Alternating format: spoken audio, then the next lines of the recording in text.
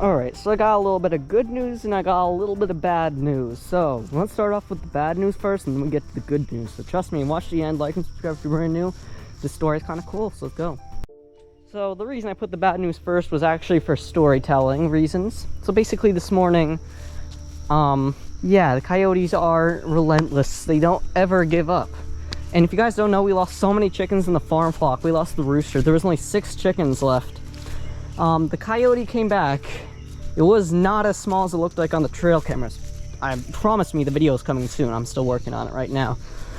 However, that thing had to be at least 50 to 60 pounds, so trust me, you don't want to be in a boxing match with that thing. That thing can easily destroy you.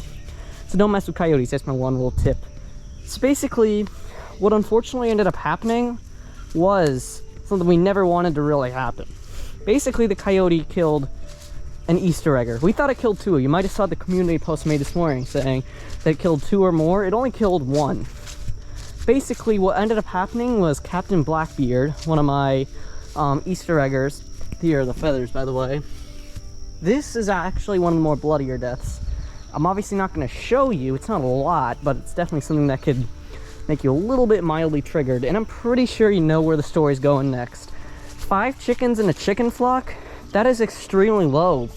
Typically, a chicken flock must have 6 or more chickens to be able to be considered steady by most people. And 5 chickens in a flock that should have 30 or more? It's crazy. So what did we do next?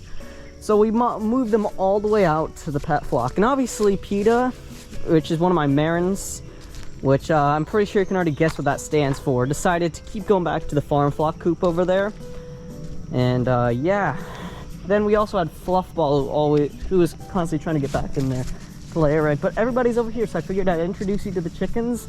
And by the way, the ISA Brown, yeah, we still have an ISA Brown right over here. This chicken right over here, y'all can name her in the comments below. The best one gets awarded, and the chicken gets named after that. Alright, so most of the chickens are over here, so I figured I'd introduce you to the new pets over here. So we have an Easter egger right over here. This one right here, you see her? She's unnamed. This is the ISA Brown that you guys can name in the comments below. This is a gold-laced Wyandotte, and I believe Marin and also Fluffball are in there somewhere.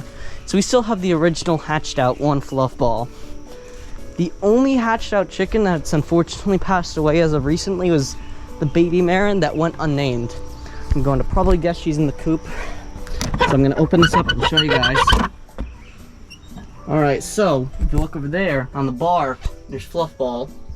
I don't see the Marin, so I would probably assume she's over here somewhere. I mean, she's been getting out all day, but the exploit was found and removed, which is very fortunate.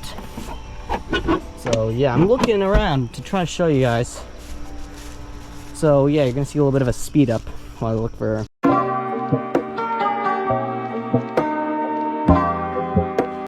Alright, so we found her. She was all the way back in that coop over there. I don't know what it is. She's just going broody. After this is the last black copper Marin we have left, unfortunately. Our first Marin died all the way back in July of 2021. Our second Marin died back in the Bobcat attacks back in like January and February. And then baby Marin died, I don't know, I think like last Thursday. And then this Marin is still alive. So yeah, there's another broody Marin that was alive the other week, but I think she just got off of broodiness randomly. So yeah, she was unfortunately a victim of the attack. But the pet flock was at an all-time low of 7, but now we're back up to early 2023. So yeah, what are some tips? And I hear you guys asking, what are some tips I can use to move chickens in this flock? Because I'd say out of a 10, if I were to rate how smooth this move was out of 10, I'd probably give it a solid 8.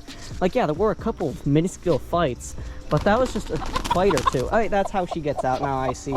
I need to extend this fence, so let me go put her back in while I give you some tips. Alright, so tip number 1 of 3 I'm going to give you is move them in slowly. You don't want to move them in all at once. You want to make sure that your chickens slowly adjust to every chicken that's moving in before you guys get before y'all throw in all your chickens.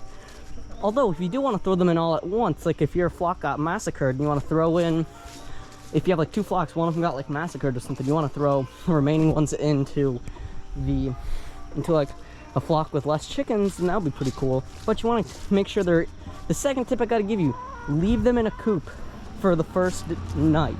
I'd recommend moving them around this time. So this is like 7:30, 8 o'clock in July. So I don't know, maybe if it's like the winter time you're moving them in, by the time the sun sets, like 4:30, 5 o'clock.